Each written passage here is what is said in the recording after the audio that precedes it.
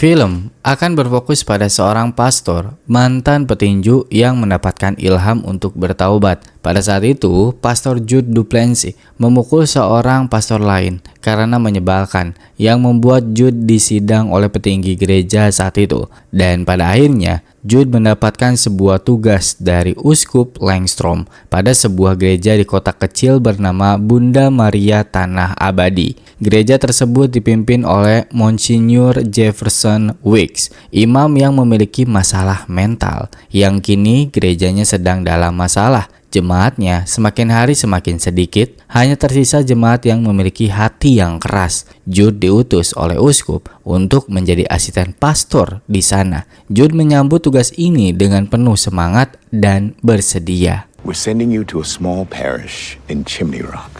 Good luck, kid. Young, dumb, and full of Christ. Ready for anything. Jude sampai di gereja. Dia terkejut melihat gereja yang tanpa salib. Bertemulah dia dengan Monsignor Wicks dan Martha, seorang wanita gereja yang taat. Kalimat utama yang dilontarkan oleh Wicks adalah, You here to take my church away from me? Jude tidak memiliki niat buruk akan hal itu. Selama tidak ada niat untuk hal itu, Wicks menerimanya dengan baik. Lalu, Wicks mengajak Jude keluar untuk menerima pengakuan dosa dari Wicks. Wicks mengakui dosa iri melihat kekayaan orang lain, juga kekuasaan kakeknya yang dulu pernah memimpin gereja ini. Dan Wicks telah melakukan onani dalam seminggu sebanyak 30 kali. Oh, and welcome to my church. Beberapa minggu berlalu, Jude telah betah berada di sini. Di gereja ini ada satu pegawai bernama Samson, seorang tukang kebun. Ia betah berada di sini bukan karena sebagai pegawai saja, tapi Wicks menolongnya membantu melepaskan kebiasaan buruk Samson, minum alkohol. Wicks mengerti dia juga dulunya seorang pecandu alkohol. Lalu ditambah Samson tidak ingin mengingat dari gereja ini karena dia jatuh cinta kepada Martha. Samson rela melakukan apapun demi Martha. Martha adalah sosok yang serba bisa. Segalanya yang berurusan dengan gereja dia tangani. Bahkan aib gereja pun dia mengetahuinya. Di dekat gereja ada sebuah makam pendiri gereja terdahulu bernama Prentice, kakeknya Wicks yang Martha anggap ayahnya sendiri. Sebuah makam berbentuk persegi dengan satu pintu yang hanya bisa dibuka dari luar menggunakan alat konstruksi atau alat berat, tapi jika didorong dari dalam hanya butuh satu dorongan pintu terbuka dengan mudah. Makam yang sering dijahili oleh anak-anak sekitar, sehingga Samson memasang kamera CCTV tersembunyi di sudut rumahnya. Jude mencoba untuk membuat salib, tapi dilarang oleh Wicks karena bekas salib di situ. Ia teringat seorang pelacur. Sambil merapikan arsip bersama Martha, Martha menceritakan siapa pelacur yang dimaksud oleh Wicks. Dia adalah ibunya Wicks, bernama Grace. Dulu Prentice ketika masih menjadi pastor dan mendirikan gereja ini, dia seorang duda memiliki anak bernama Grace. Grace bukan anak baik, suka pakai pakaian terbuka dan suka barang mewah. Saat masih gadis, Grace menjual tubuhnya dan ia dihamili oleh seorang gelandangan. Lahirlah Wicks, dibawa oleh Grace ke gereja untuk Prentice rawat. Grace tahu ayahnya memiliki uang banyak, jadi dia menghabiskan waktu hidupnya di gereja menunggu ayahnya meninggal. Prentice menanggung beban hidupnya, menjaga Wicks agar terhindar dari pengaruh buruk ibunya sendiri. Singkat cerita, Martha menyaksikan kematian Prentice di depan altar suci. Kemudian Grace menemui pengacara Prentice, meminta uang warisan. Secara hukum, memang Grace adalah pewaris tunggal, tapi Prentice menghabiskan uang di rekeningnya sebelum jatuh ke tangan Grace. Harta Prentice tak pernah diketahui dihabiskan untuk apa. Hanya satu yang tersisa, yaitu sebuah pajangan atau sejenisnya seperti ini, sebuah warisan yang tidak diharapkan oleh Grace. Di malam yang penuh amarah, Grace mengamuk di gereja. Incarnate. Martha di malam itu melihat aksi yang dilakukan Grace dan membisikkan doa. Tuhan telah mengampunimu. Tapi Grace gak terima, seperti kerasukan. Dia memukuli Martha dan untungnya aksi Grace berhasil dihentikan. Tak lama Grace meninggal di hadapan makam ayahnya. Rumor Grace mengalami aneurisma otak. Dari kelam kisah di balik gereja Bunda Maria Tanah Abadi, Jude timbul pertanyaan, apa yang membuat para jemaat menjadikan gereja ini sebagai tempat rohani? Dari sekian banyak jemaat, hanya tinggal jemaat inti yang bertahan. Pertama, Vera, seorang pengacara hebat. Dulunya, ayah Vera adalah pengacaranya Wicks, teman dekat sekaligus teman minumnya Wicks. Vera mengikuti jejak ayahnya. Vera hidup bersama dengan adik tirinya bernama Sai. Dulu, saat Vera masih muda baru lulus kuliah hukum, ayahnya tiba-tiba membawa Sai, menyuruh Vera mengurusnya dan dilarang untuk bertanya-tanya. Vera mengikuti perintah ayahnya juga Wicks. Sai merupakan seorang politisi yang gagal. Dia telah mencoba banyak hal untuk mendapatkan suara, tapi nihil hasilnya. Selanjutnya Dr. Nat, dokter di kota ini yang sangat mencintai Darla, istrinya. Darla adalah segalanya bagi hidup Nat, tapi Darla meninggalkannya. Nat menggila hanya karena dia kurang sukses, kurang kaya, dan kurang baik untuk istrinya. Nat rela akan melakukan apapun untuk istrinya agar kembali. Lalu Lee Rose, dia seorang penulis novel fiksi ilmiah yang karirnya sedang menurun, penjualan anjlok, dan memutuskan untuk merubah haluan karyanya, mengabdikan diri untuk menulis buku tentang Jefferson Wicks. Dan jemaat terakhir yaitu Simon, dia pemain selo kelas dunia yang terpaksa pensiun 5 tahun lalu karena penyakit langka, membuatnya kesulitan untuk berjalan. Simon pasrah dan yakin Wicks bisa menyembuhkannya. Mereka yang sudah disebutkan adalah kelompok jemaat inti gereja yang Wicks sendiri pilih dengan cara metode yang gila. Setiap minggunya Wicks khutbah dengan nada negatif, menyerang personal jemaat-jemaat baru yang membuat mereka keluar satu persatu karena perkataan dari Wicks sendiri. Alasan kenapa gereja ini sepi jemaatnya, hanya tersisa beberapa orang saja yang tadi disebutkan, karena memang kelakuan Wicks sendiri. Dari apa yang dilihat Jude, ia tergerak untuk melakukan perubahan. Okay, welcome to our first Father Judd prayer group. Dalam pertemuan, Jude menceritakan perjalanan hidupnya sebelum berubah seperti sekarang.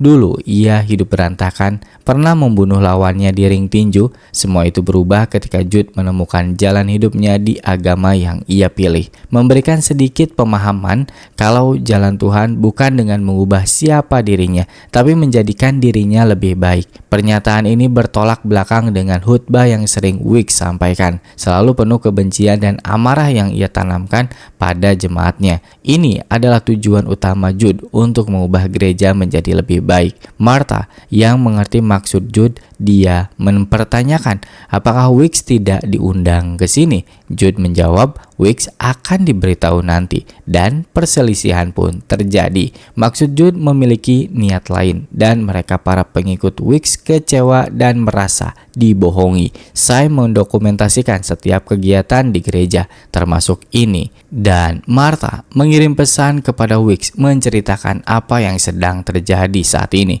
Semua orang pergi meninggalkan Jude. Martha sebelum meninggalkan ruangan, dia kecewa kepada Jude karena telah berusaha mengkudeta gereja. Namun Jude menepis dan menantang Martha untuk beranikan diri mengaku dosa kepada Wicks. Apakah ia berani? Karena kan image yang dibuat Wicks menyeramkan, penuh amarah kepada jemaatnya.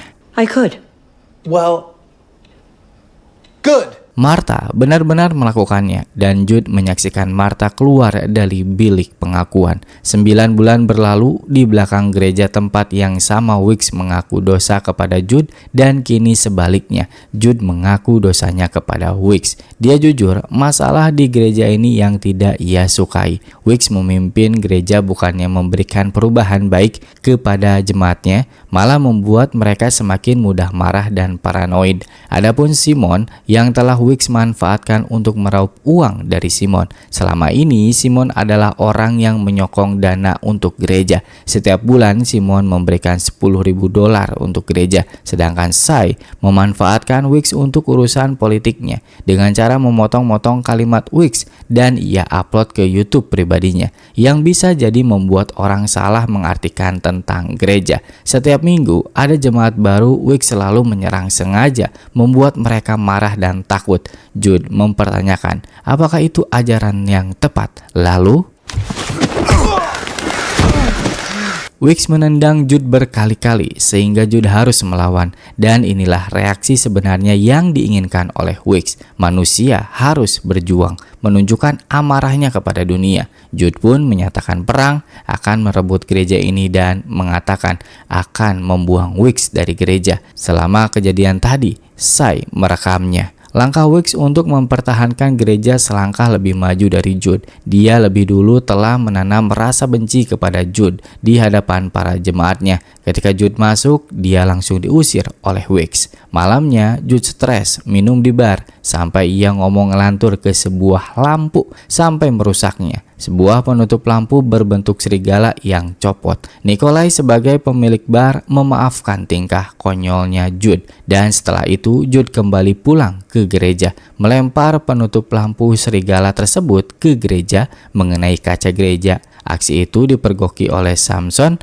Untungnya Samson tidak mengetahui siapa yang melempar ke gereja. Pada hari Jumat Agung, ibadah dilakukan jam 3 sore. Hanya jemaat tetap seperti biasa, tapi khutbah Weeks masih berapi-api. Jude tidak ingin memperhatikan isi khutbah yang disampaikan Weeks saat itu. Akibat khutbah yang penuh amarah, Weeks kelelahan dan istirahat di tembok rahasia tepat di samping altar. Selagi istirahat, Jude menggantikan Weeks, dan yang terjadi, What's wrong? Weeks terkapar. Orang pertama yang mengecek adalah Jude. Jude menemukan darah di punggung Weeks, dan yang pertama kali mendekat adalah Nat. Jude menemukan sebuah penutup lampu bar berbentuk serigala, cuma bedanya warnanya merah. Ketika Jude akan mengeceknya, mengambil barang tersebut, Nat menghentikannya dan ia sendiri yang akan mengurus. Lalu tiba-tiba Martha teriak histeris, menjatuhkan salib, berteriak iblis telah membunuh Weeks. Dan Nat mencabut pisau yang menancap di punggungnya Weeks. Pisau itu gagangnya bentuk serigala. 5 menit setelah kejadian, Jude keluar terakhir dari gereja dan Weeks dinyatakan meninggal di tempat. Kepala polisi setempat bernama Geraldine harus menghadapi kasus yang rumit ini. Satu-satunya yang diduga sebagai tersangka hanyalah satu, yaitu Jude. Karena sebelumnya dia mengatakan akan menyingkirkan Weeks dari gereja, dan pernyataan itu direkam oleh Sy, juga diupload oleh Sy di YouTube-nya. Perasaan Jude campur aduk. Di satu sisi, ia senang Weeks telah mati, tapi di sisi lain bukan ini yang diinginkan oleh Jude. Jude kembali ke gereja berlutut terus berdoa sambil menangis, meminta petunjuk jalan, dan muncullah seorang pria masuk ke gereja dengan gaya yang nyentrik. Dia bernama Benoit Blanc. Blanc mengatakan bahwa dirinya nggak begitu percaya Tuhan, lebih percaya pada akal sehatnya. Blanc adalah seorang detektif swasta. Dia tertarik pada kasus pembunuhan Weeks, seperti doa yang langsung dikabulkan. Ketika semua orang membenci Jude sebagai pembunuh Weeks, hanya Blanc yang yakin kalau Jude tidak bersalah. What I see is not a guilty man in torment, but an innocent man tormented by guilt. Blanc mengajak Jude untuk ikut serta memeriksa mayat. Meskipun Jude nggak kuat, dia harus membantu Blanc agar bisa memecahkan kasus ini, dan Jude bisa terlepas dari statusnya yang kini menjadi tersangka. Setelah itu, Blanc, Geraldine, dan Jude ke bar, melihat gagang pisau berbentuk serigala yang sama persis dengan penutup lampu di bar. Benda itu sebelumnya tidak berwarna merah, artinya ini sudah dicat. Jude melemparnya pada saat itu, tidak tahu apa yang terjadi selanjutnya. Martha yang menemukan jendela pecah membersihkan pecahan kaca. Blanc memperhatikan foto yang diberikan Nikolai. Dalam foto tersebut terlihat Nikolai dan Nat sedang duduk. Jude memperhatikan detail kecil, yaitu tas milik Nat yang ada di foto saat ini, ada juga di hadapannya. Dan ternyata Nat berada di sini sedang minum dan makan siang. Tak banyak bicara, Nat pergi meninggalkan bar. Jude dan Blanc kembali ke gereja. Ia melihat Samson membuat peti mati. Ketika Samson melihat Jude, Samson langsung menutup garasinya menggunakan remote. Blanc, Jude, dan Geraldine ngobrol soal kasus yang kini Blanc hadapi, seperti pada buku fiksi detektif yang hampir mustahil untuk diungkap. Dan kini Blanc hadapi. Jude teringat tentang undangan membaca buku-buku fiksi detektif yang dihadiri oleh para jemaat. Buku-buku itu disiapkan oleh Martha. Come on, kids.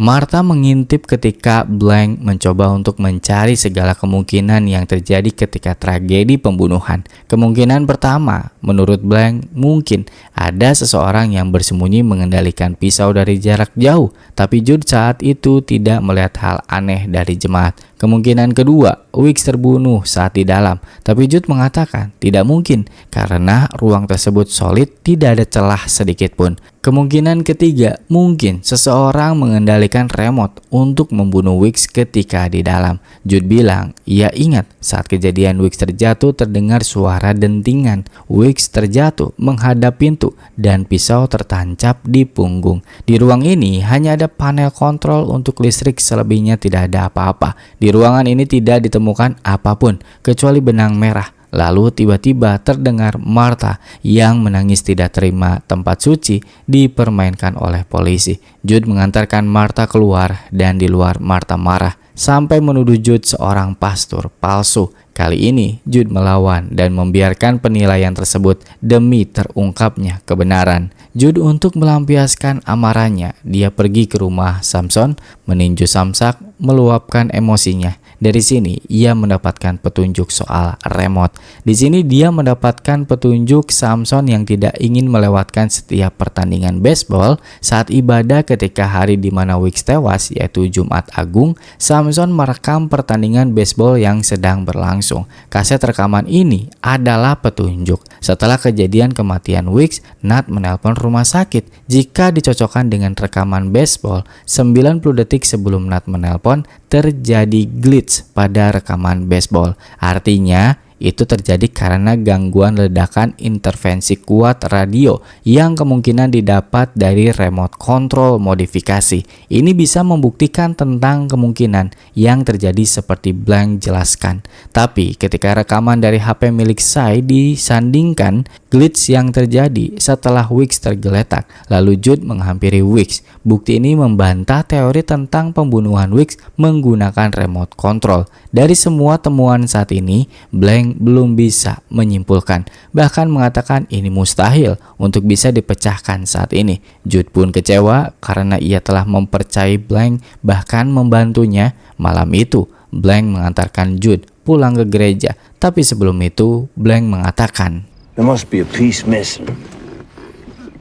And I think I know where to find it. Blank yakin ada sesuatu yang hilang dari rentetan kejadian. Jadinya, Blank menyuruh Jude untuk menulis ulang setiap detail yang terjadi. Jude pun menulis cerita dari awal kejadian, menghabiskan waktu lebih dari 1 jam untuk menyelesaikannya. Selesai Blank membaca tulisan Jude, Blank tersadar kalau Jude menutupi sesuatu dan telah membohonginya. Jika kita ulang cerita, setelah Weeks dibawa keluar oleh petugas medis, semua orang sudah berada di luar, sedangkan Jude keluar terakhir dari gereja. Jude adalah satu-satunya orang yang ada di dalam setelah kejadian. Ternyata Jude selama ini menutupi aib Weeks yang masih suka minum alkohol. Setiap kali istirahat khutbah, Weeks berada di ruang rahasia tersebut untuk minum alkohol. Saat itu Jude menutupi botol minum Weeks di balik pintu, dan sebelum polisi datang, Jude mengambil botol minum tersebut. Tujuan Jude sebenarnya mulia,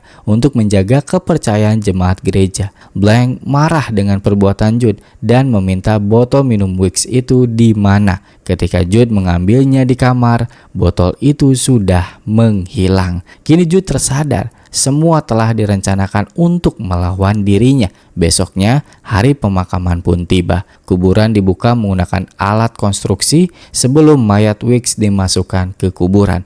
Martha meminta waktu kepada jemaat untuk keluar sejenak. Selang beberapa waktu, Martha bicara pada mayat Weeks, mengatakan kalau kau akan lahir kembali. Lalu, Nat masuk menutup peti mati. Peti pun dibawa masuk ke dalam dan ditutup kembali. Selesai pemakaman, Blank bersama Jude menemui para jemaat untuk bertanya apa yang sebenarnya terjadi saat perkumpulan malam sebelum kematian Weeks. Awalnya tak ada yang ingin bicara, sampai akhirnya Sai datang bersedia menunjukkan semua rekaman yang terjadi saat itu. Nat dan Martha mencoba untuk menghentikannya, namun Blank langsung menutup pintu. Pada malam itu, Vera ingin menyampaikan sesuatu kepada Weeks dan kepada para jemaat lain. lain. Vera mengatakan Grace adalah gadis yang malang, tumbuh di gereja tapi mendapatkan perlakuan buruk dari ayahnya dan juga anaknya sendiri. Vera lalu membawa selembar surat dari pengakuan orang tua di Brooklyn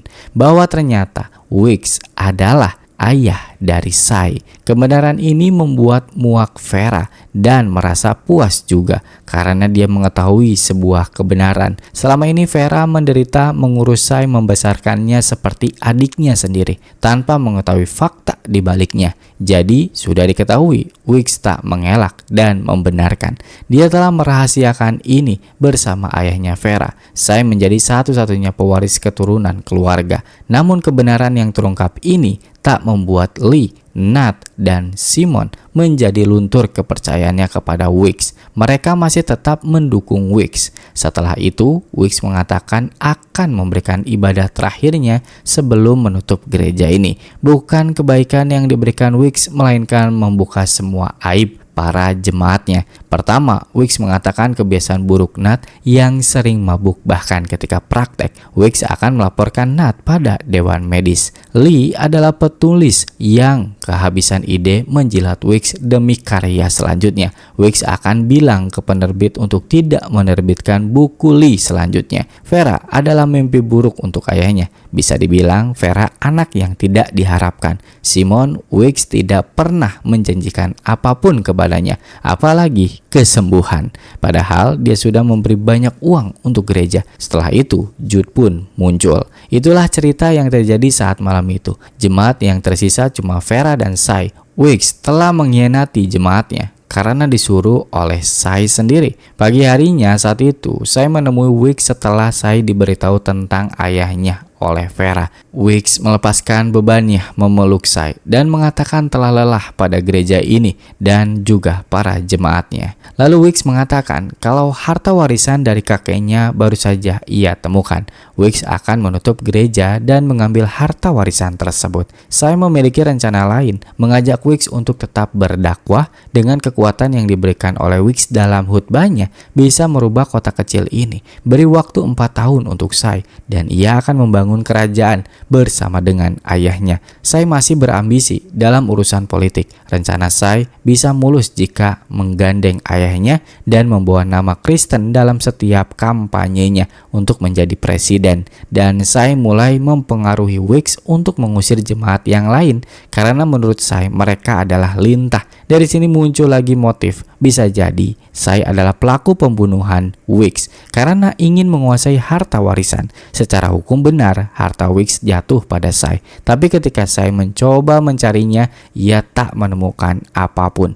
Dia yakin harta Prentice disimpan di bank Swiss, maka dari itu tak pernah terlacak. Sai telah mengecek arsip. Yang ia temukan adalah kumpulan angka yang mungkin menjadi rekening Prentice. Juga ada tulisan buah Hawa adalah hartanya Prentice. Tapi Sai tidak pernah menemukan kombinasi angka rekening tersebut. Sai bertanya pada Vera, tapi dia juga nggak tahu. Sai mengira Vera menutupinya karena iri. Sai pun meminta bantuan kepada Blank dan Jude untuk mencarikan petunjuk dari teka-teki ini. Dan ia berjanji akan memberikan hadiah untuk Blank dan juga Jude. Setelah Sai pergi, Blank dan Jude membongkar pajangan yang menjadi satu-satunya warisan Prentice, tapi tak ditemukan apapun. Jude kembali mengecek catatan dari Sai.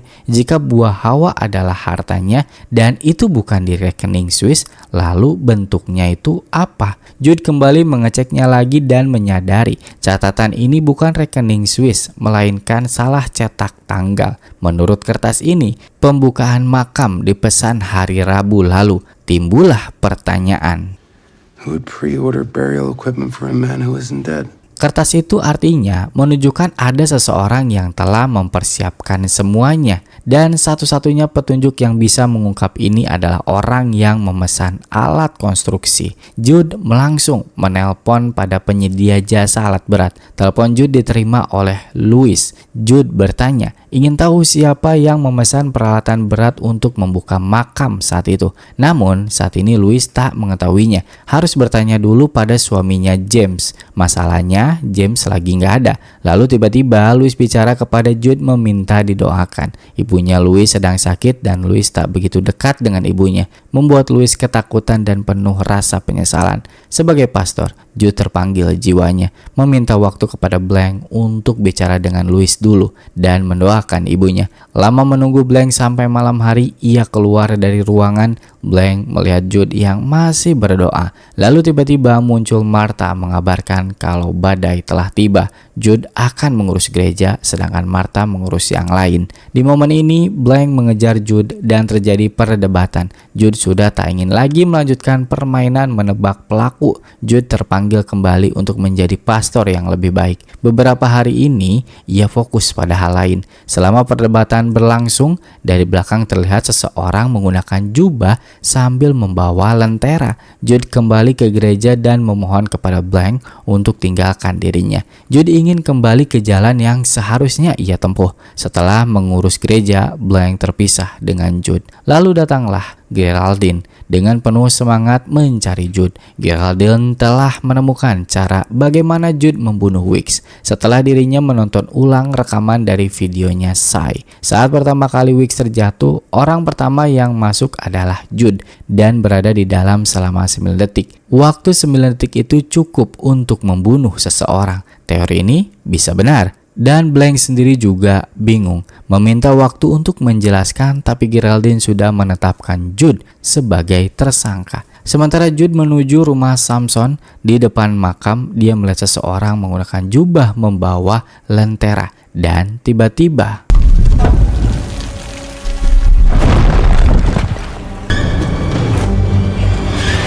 Weeks bangkit lagi menghampiri orang yang berjubah itu, yang Jude kira itu adalah Samson. Jadinya Jude berlari mendekati Samson, tapi tiba-tiba Jude ditonjok oleh seseorang dari semak-semak. Jude pingsan langsung di tempat. Singkat cerita, Jude terbangun dan melihat seseorang datang. Ia langsung pergi. Dan yang datang itu adalah Blank. Blank melihat mayat Samson yang terbunuh ditusuk menggunakan arit. Lalu datanglah Geraldine. Blank dan Geraldine langsung mengecek makam dan terlihat peti mati Weeks sudah kosong. Geraldine yakin melihat laporan medis terakhir Weeks dia telah dinyatakan meninggal. Blank mengecek peti mati Prentice, sudah tinggal tulang belulang dengan organ dalam yang sudah menghilang. Lalu muncullah Martha sambil berlutut menyatakan pujian kepada Tuhan atas mukjizat yang telah terjadi. Polisi berdatangan telah memeriksa lokasi. Salah satu polisi menemukan sebuah kamera CCTV dari rumah. Ketika Geraldine mengatakan kepada polisi ada mayat lain, yaitu Samson, Martha langsung bangkit dan mengecek mayat Samson sambil histeris menangis. Sementara itu Jude berlari ke tengah hutan. Ia mendapatkan telepon dari Louis. Dia bilang yang memesan alat saat itu adalah Weeks sendiri. Kabar kebangkitan Weeks pun langsung tersebar. Lee, Simon, dan Sai percaya mukjizat ini, tapi Vera tidak. Scene berpindah, sebuah telepon berdering dari panggilan tak dikenal. Pemilik rumah dan telepon ini adalah Nat. Ia keluar menemui seseorang yang datang, sedangkan yang menelpon adalah Blank. Blank sendiri di kantor polisi dan polisi telah mendapatkan rekaman kamera CCTV. Dalam rekaman terlihat Weeks bangkit dari kubur dan menghampiri Samson. 4 detik setelahnya, Jude datang menghampiri Weeks dan Samson. Lalu laporan lab sidik jari dari arit telah keluar, telah ditemukan sidik jari di arit milik Jude. Geraldine sudah yakin Jude adalah seorang pembunuh. Ketika selesai, Blank akan keluar. Dia melihat Jude datang ke kantor polisi. Jude berniat menyerahkan diri, namun dihentikan langsung oleh Blank. Dan Blank meminta kepada Jude lokasi rumahnya Dr. Nat.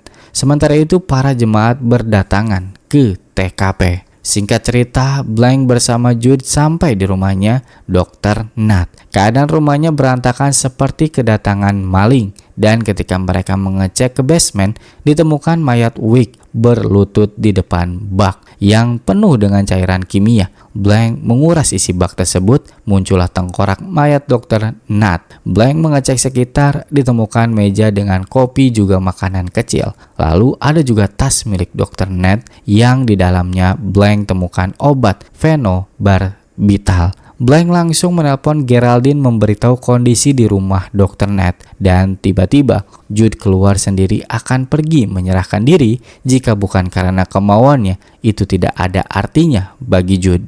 Say Father Judd's returned to his church and he's ready to confess. Jemaat Jude dan Geraldine sudah berada di gereja, dan Geraldine sudah memutuskan Jude sebagai tersangka pembunuhan. Lalu tiba-tiba datang Blank. Saat ini momen menjadi tempat rekonstruksi seperti kejadian kematian Weeks pada Jumat Agung. Lalu Blank menjelaskan bagaimana pembunuhan Weeks terjadi. Pertama, soal botol alkohol sudah dicampur dengan obat penenang. Setelah minum, Weeks langsung pingsan. Saat itu Weeks masih belum mati. Ternyata pisau yang menancap itu hanyalah sebuah penutup lampu bar yang telah dicat, dan itu bukan yang diambil oleh Jude sebelumnya, melainkan penutup lampu yang lain juga menghilang di bar. Yang menancap di jubah Weeks sudah dicat sebelumnya agar terlihat samar, dan itu sudah menempel sejak awal. Lalu darah yang menempel itu adalah darah palsu yang muncul karena dipencet oleh Nat melalui remote. Saat Weeks tergeletak dan Jude akan menarik pisau, dihentikan langsung oleh Nat. Saat Nat masuk, Martha membuat distraksi. Saat semua teralihkan, Nat langsung mengambil pisau dengan gagang yang sama berbentuk serigala, lalu menusuk Weeks. Satu-satunya bukti yang bisa memberatkan Nat adalah botol whisky, tapi pada saat itu ia tak menemukannya karena Jude yang baik hati telah menyembunyikannya, lalu mengambilnya ketika semua orang telah berada di luar. Namun pada bagian Weeks bangkit dari kubur dan membalas kematiannya kepada Nat, bagian ini yang sulit bagi Blank. Butuh pemahaman tinggi dalam keagamaan, dan Blank tak bisa memecahkan bagian tersebut. I cannot solve this case. Sai menyimpulkan kalau Weeks berarti benar bangkit dari kematian, dan ia menghentikan rekamannya lalu pergi. Simon dan yang lainnya meminta kebenaran kepada Blank, tapi Blank tak mengatakan banyak hal. Dia diam sambil terbata-bata. Geraldine pun menyuruh semua orang untuk keluar. Lee keluar menelpon penerbit meminta waktu untuk menyelesaikan bukunya terlebih dahulu, karena saat ini ia mendapatkan cerita yang menakjubkan. Sai memberi pernyataan pada publik soal kebangkitan ayahnya. Tenang, filmnya belum selesai, karena dalang dari semua ini muncul di hadapan Blank, Jude, dan Geraldine. Blank sengaja membiarkan pelaku untuk mengakui perbuatannya sendiri kepada Jude sebagai pastor, bukan karena dia tidak bisa menyelesaikannya. Blank mengikuti jejaknya Jude, menutup aib yang sebenarnya terjadi agar jemaah imannya tetap terjaga. Dan otak dibalik semua ini adalah Martha. Martha berlutut mengaku dosa di hadapan Jude. Saat itu, Martha bukan mengintip melihat kematian Prentice, melainkan ia ada di hadapannya. Prentice menunjukkan permata yang harganya mahal. Semua uangnya Prentice habiskan untuk membeli ini. Dan inilah wujud warisan yang selama ini menghilang. Prentice menelan permata itu dan meninggal di tempat untuk menjaga agar harta ini tak jatuh di tangan yang tidak tepat, yaitu Grace. Permata itu dibawa sampai ke makam, dan Martha bersumpah akan melindungi rahasia besar ini. Grace tahu kalau ayahnya membeli permata itu, seperti yang di awal bilang, karena Grace mengerti barang-barang mewah. Pajangan patung Yesus itu adalah tempat penyimpanan permata yang Grace sadari. Grace mengamuk di gereja bukan karena kesurupan, karena ia mencari permata itu. Martha saat itu bukan mendoakan Grace, melainkan I know where he hid it, and you'll never find it.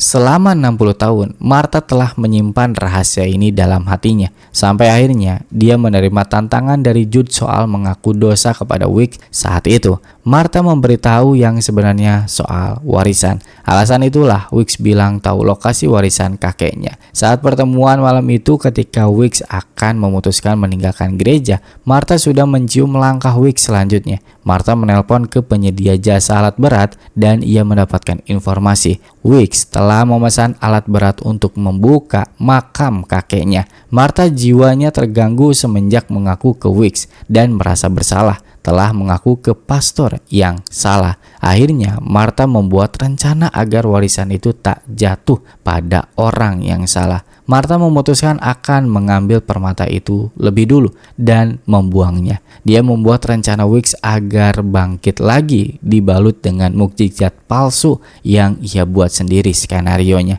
Untuk bisa melancarkan rencana ini, Martha meminta bantuan kepada Nat, obat penenang phenobarbital. Nat memiliki akses untuk mendapatkannya dan Martha mencampurkan obat itu pada minumannya Weeks. Semua rencana berjalan lancar. Samson yang membuat peti mati yang ia modif sendiri menukar mayat Weeks dengan dirinya masuk ke dalam makam. Samson rela melakukan itu karena satu, yaitu dia mencintai Martha. Malam kejadian, orang yang berjubah itu adalah Nat. Dia memberikan sinyal dari luar untuk Samson. Lalu Samson terbangun mengambil permata perintis. Pintu makam didorong dari dalam. Semua berjalan baik terekam kamera. Sedangkan mayat Weeks telah dibawa oleh Dr. Nat ke rumahnya, disimpan di basement rumahnya. Seharusnya rencana ini berjalan lancar jika Jude tidak datang ke lokasi tersebut. Martha tidak menduga akan terjadi pembunuhan kepada Samson, tapi dia sudah mengira hal ini mungkin saja bisa terjadi.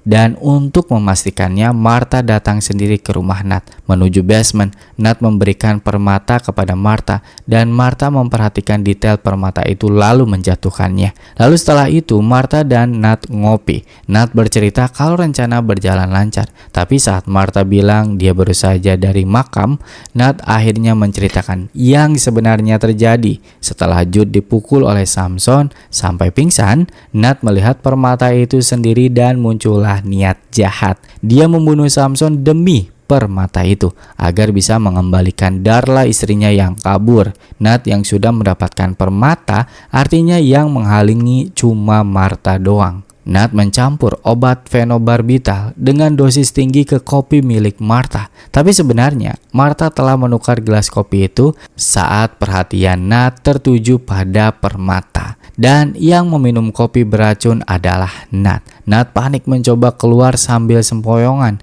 merusak pajangan di rumahnya dan akhirnya jatuh tewas. Martha membawa tubuh Nat menaruhnya di bak seolah-olah terjadi perkelahian antara Weeks dan Nat. Begitulah ceritanya. Dan semua kebohongan juga rencana pembunuhan yang sempurna Martha lakukan. Lalu tiba-tiba Martha jatuh lemas tak berdaya karena ternyata dia telah meminum phenobarbital. Setelah mengaku seluruh dosanya kepada Jude, dalam momen terakhir Martha, Jude sebagai pastor mendoakan Martha dan memaafkan Martha, juga membimbing Martha agar bisa memaafkan Grace. Martha pun meninggal di pangkuan Jude dan permata itu jatuh dari tangannya Martha. Blank yang melihat itu pergi pura-pura nggak tahu. 1 tahun berlalu, gereja telah ditutup untuk umum, jemaat Weeks sudah terpisah. Lee menjadi penulis terkenal lagi setelah karya terakhirnya tentang kebangkitan Weeks. Vera pindah dan menikmati hidup yang selama ini ia inginkan. Simon kembali beraktivitas, tak lagi duduk dan pasrah mengharapkan keajaiban datang. Sementara Sai